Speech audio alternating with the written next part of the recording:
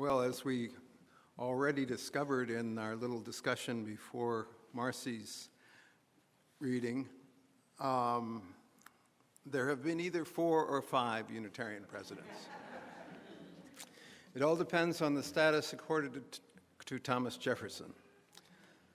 Like Abraham Lincoln, Jefferson never formally joined a church. It's hard to imagine anyone being elected president today who is not at least nominally connected with some religious body. And like Lincoln also, Jefferson's religious views were the cause of considerable political controversy. Both men were in fact vilified quite angrily as infidels and heretics, and during election campaigns, each was the object of vitriolic attacks from both the pulpits and the press because of their unorthodox religious views.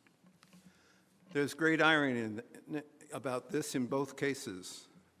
Lincoln called the nation officially to prayer more often than any other president before or since his time, and his writings are suffused with references to deity and the Bible, which he read almost daily and knew intimately. Jefferson, on the other hand, abandoned the custom of proclaiming national days of prayer or thanksgiving, which had been established by George Washington and continued by the first Unitarian president, John Adams.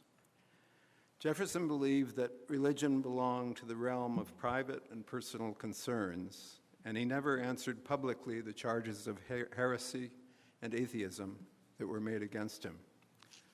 The notion that a president or any other public figure can maintain anything resembling a personal or private life today can only seem a quaint notion, especially after the age of Clinton, or perhaps that should be Clinton 1. But we do know now that Jefferson, the closest thing to a Renaissance man ever to have sat in the White House, was a serious student of religion, as of so many other things.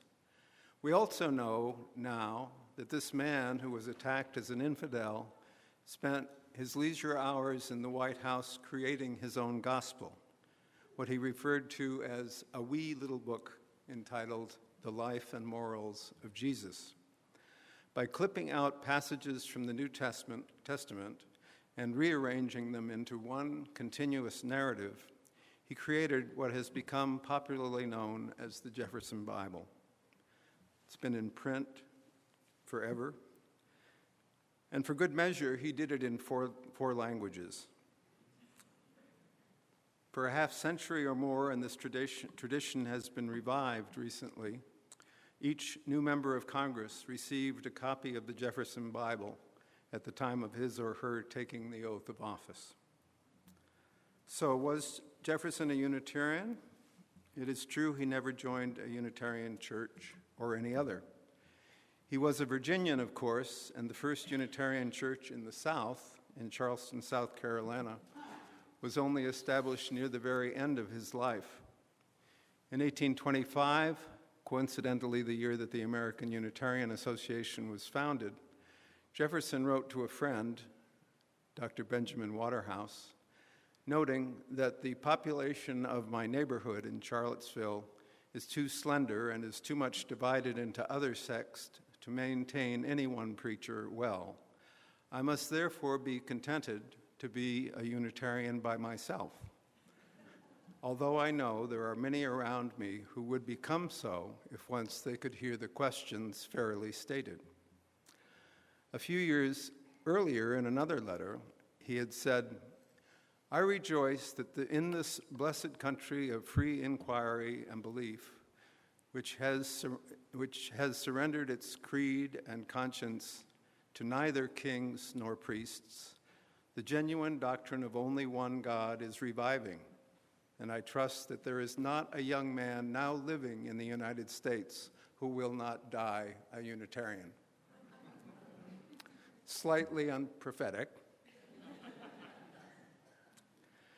We also know that Jefferson heard Joseph Priestley, the great scientist and Unitarian minister, preach on many Sundays in Philadelphia.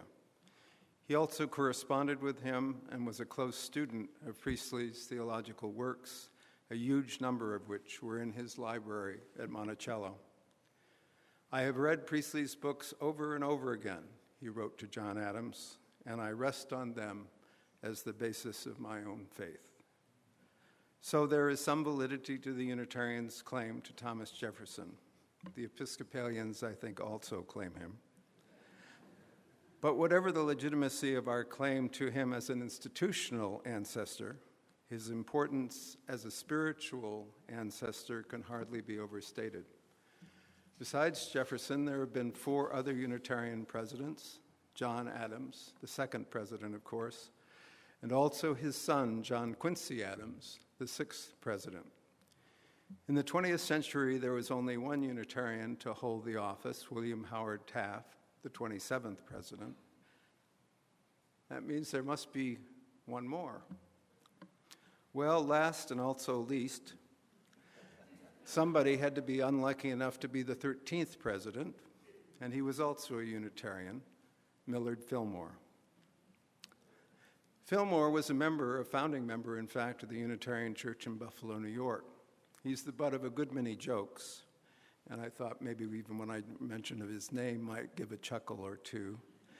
And he is rated very low by presidential historians. One of them proclaimed that Fillmore had no claim to fame except that during his presidency, the first bathtub was installed in the White House. However, I do remember a public forum, I think it was at General Assembly some years ago, when a former minister of our Buffalo church defended Fillmore, acknowledging that though he was a bad president, he was not an unworthy man. And he was certainly not the only president brought low by the critical issues of his time, the issues that were viciously dividing the country in the years leading up to the Civil War. Except for Jefferson, none of the Unitarian presidents served more than one term. Fillmore served less than 3 years and was, in fact, never even elected to the office. He succeeded to the presidency on the death of Zachary Taylor in 1850, after which he wasn't even renominated in 1852, when a president of equivalent stature to his, that is, down there, New Hampshire man, this is a case again, one thing against my home state, Franklin Pierce was elected. Fillmore was nominated again for president in 1856 by the Know-Nothing Party. As David Berry would say, I'm not making this up. He was defeated by James Buchanan. And for those of you who didn't listen to NPR yesterday morning, Scott Simon interviewed Robert Strauss, the author of a new biography of Buchanan entitled Worst President Ever. Fillmore, unfortunately, might qualify as second worst.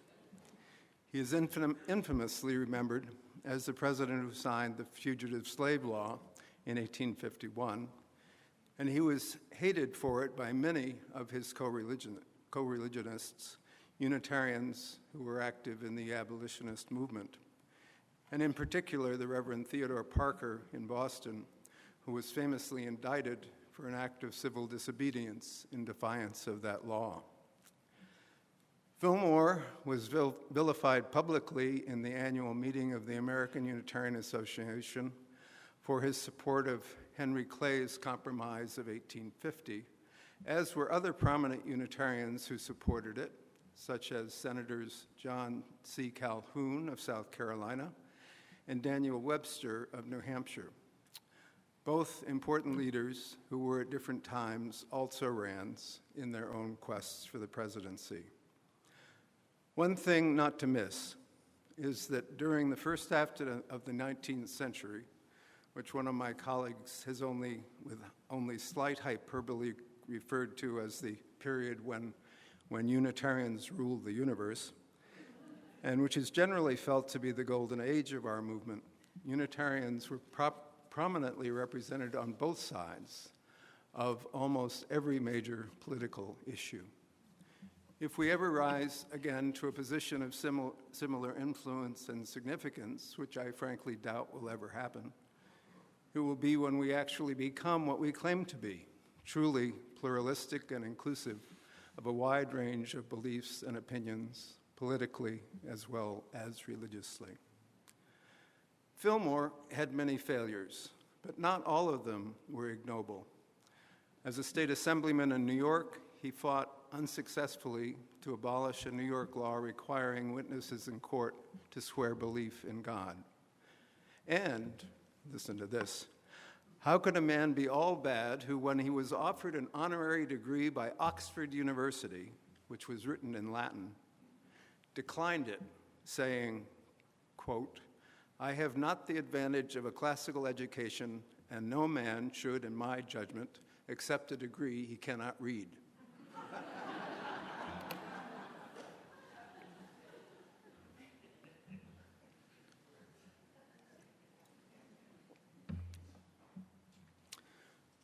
John Adams, too, was a better man than he was a president, although I confess that the more I have learned about him, the more I find to like.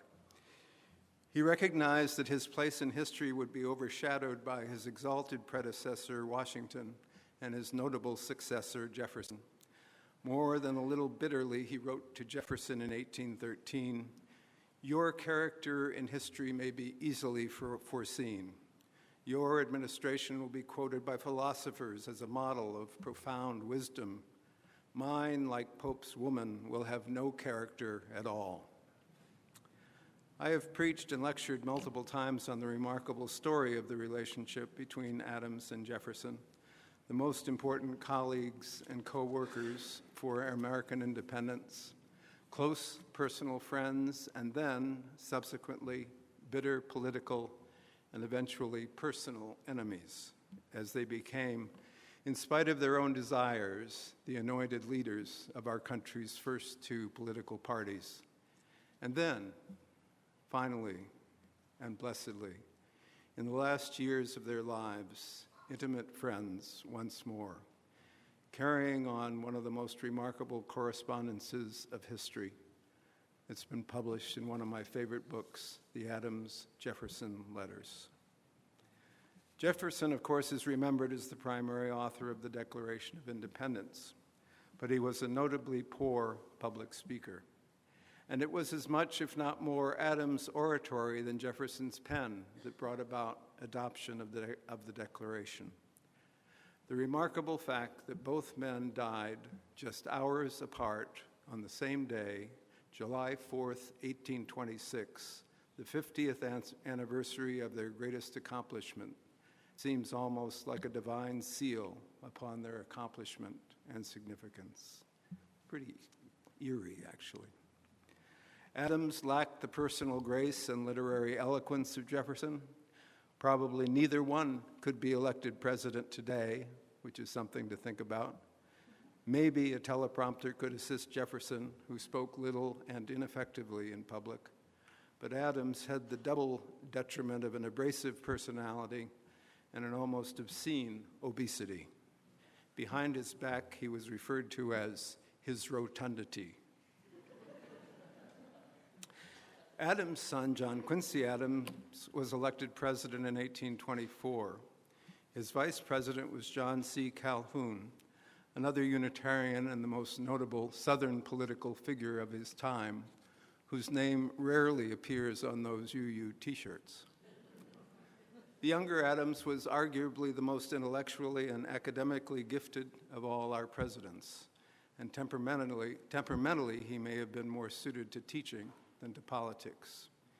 In radical contrast to Fillmore, he was fluent in several languages, both classical and modern, but he could not escape his political destiny as an Adams and was in preparation for it even from childhood. His first public service was as secretary, translator, and assistant to his father when he served as ambassador to France when the young boy was about 14. His father, John Adams, wrote famously to his wife, Abigail, from Paris in 1780. I love this quote. "I must study politics and war, that my sons may have liberty to study mathematics and philosophy. My sons ought to study mathematics and philosophy, geography, natural history, naval architecture, navigation, commerce, and agriculture in order to give their children a right to study painting, poetry, music, architecture, statuary, tapestry, and porcelain. But in fact, one son became president and one grandson nearly succeeded to the same office, the first political dynasty in our American history. John Quincy Adams was an enthusiastic swimmer, and while president, regularly bathed naked in the Potomac River each morning before beginning the day's work. There is a delightful and apparently true story about Anne Royale, the first American newspaper woman, trapping him for an interview in the water one morning and not letting him get out until he told her what she wanted to know. The two presidents, Adams, father and son, are buried together, along with their wives, in a special crypt in the Unitarian Church in Quincy, Massachusetts. I visited this many times, a church that's nicknamed the Church of the Presidents. Charles Francis Adams, who had ambitions to live in the White House occupied by his father and grandfather, got no further than a failed attempt at the vice presidency in 1848. John C. Calhoun and the third generation Adams are two of four Unitarian also-rans. William Howard Taft was the only president to rival John Adams in the Department of Girth. He too would be an unlikely candidate in the television age, not without the aid of Slim Fast or Weight Watchers.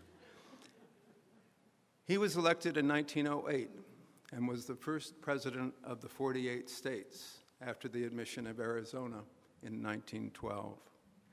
His administration saw the passage of the 16th Amendment to the Constitution, our beloved federal income tax.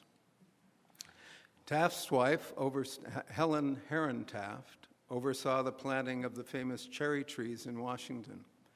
And he was the first president, all 300-plus pounds of him, to throw out the first ball to mark the beginning of the baseball season. When he was overwhelmingly defeated in his bid for re-election in 1912, he said, "Well, I have one consolation. No candidate was ever elected ex-president by such a large majority."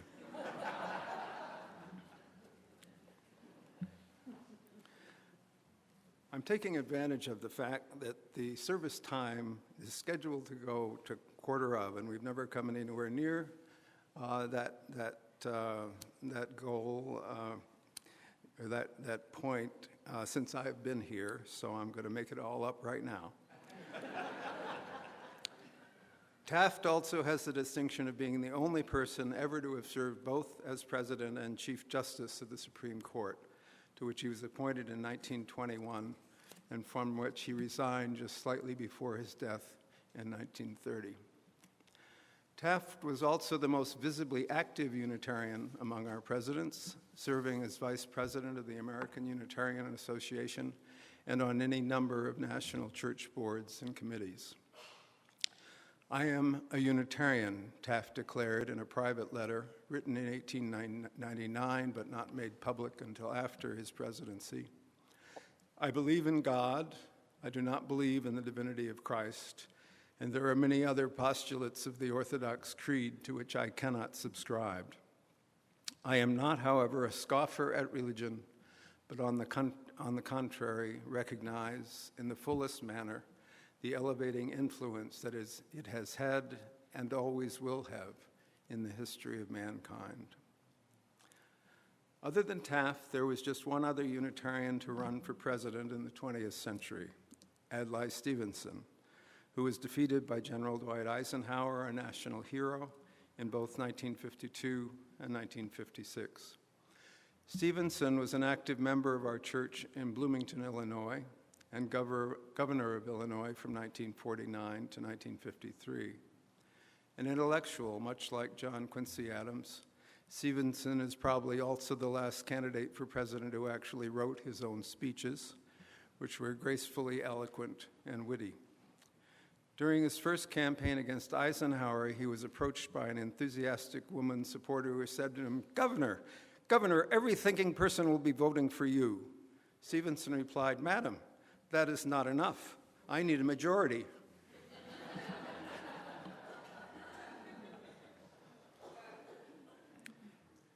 He ran in 1952 as a Unitarian and perhaps wanting to pick up a few more voters in 1956 as a Presbyterian, and had a legitimate leg in both camps. As he once explained, my mother was a Republican and a Unitarian.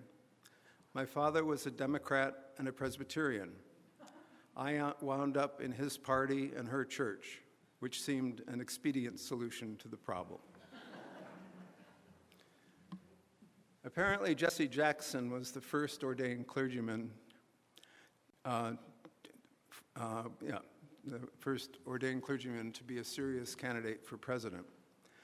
But the only other minister who might have been was a Unitarian, Edward Everett, who was a candidate for vice president in the election of 1860. Everett was considered one of the 2 or 3 greatest orators in America during an era when the art of public speech was at its height. He was a prodigy, having graduated from both the college and the divinity school at Harvard when he was only 20 years old.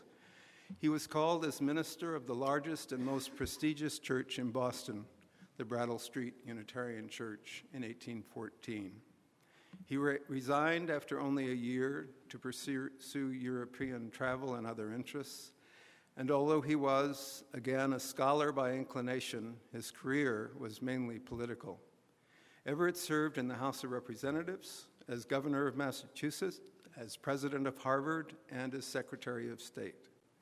But in American politics, the presidency is the gold ring, and Everett really never had a chance. However, it is not for this failure that he is a candidate to be considered one of the leading also-rans of history, a high qualifier in the always the bridesmaid but never the bride sweepstakes. Because Edward Everett will always be remembered, or actually unremembered, as the man who gave the other address at Gettysburg, a brilliant, long, and at the time highly regarded oration. In fact, here is how the ceremony dedicating the burial ground at Gettysburg was reported in the press.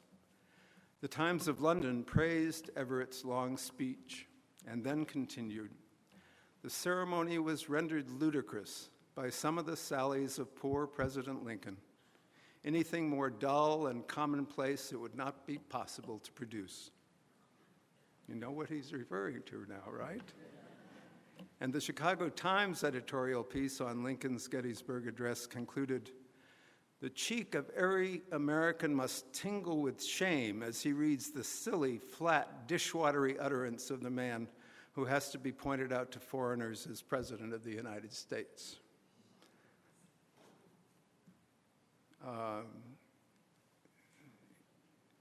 Hating candidates for president has a long history. It goes back certainly to Adams and Jefferson. But on this point, you will be relieved. This is a point on which I will close. The judgment of history is always unpredictable. Over the years, perspectives change. Success and failure are not always what they seem. Our faith has produced its share of heroes, men and women, whose names will be remembered and highly regarded as long as history is written and read.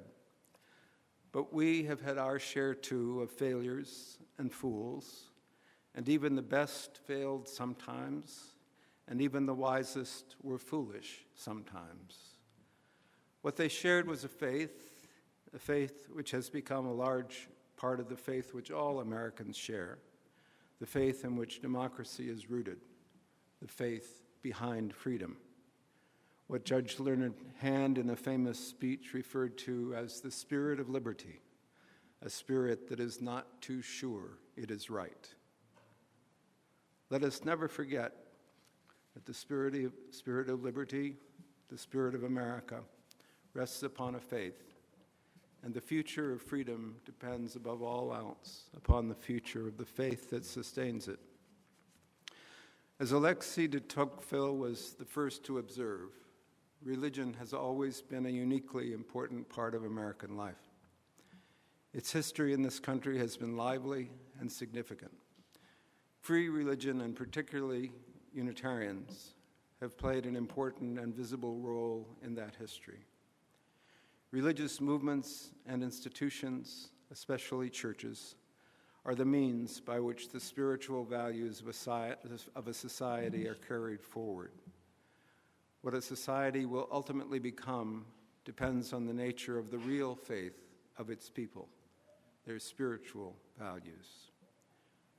Religion is not, as Jefferson believed, a merely personal thing. For what people believe at the deepest levels influences their thinking and their actions at all levels. Those who are spiritually unable to deal with the responsibilities of freedom will not be able to deal with it politically or socially. Religion may be a private matter, but it has public consequences. What we believe affects how we live in all the dimensions of our lives. In this sense, as it has become ever more clear to me over the years, there is nothing more important than the growth in numbers and in influence of those churches which seek as their central mission to be embodiments of the faith behind freedom. Those churches which take as their foundational principles the values which are the spiritual basis of democracy. As often with dismay, we witness and endure this bizarre election season.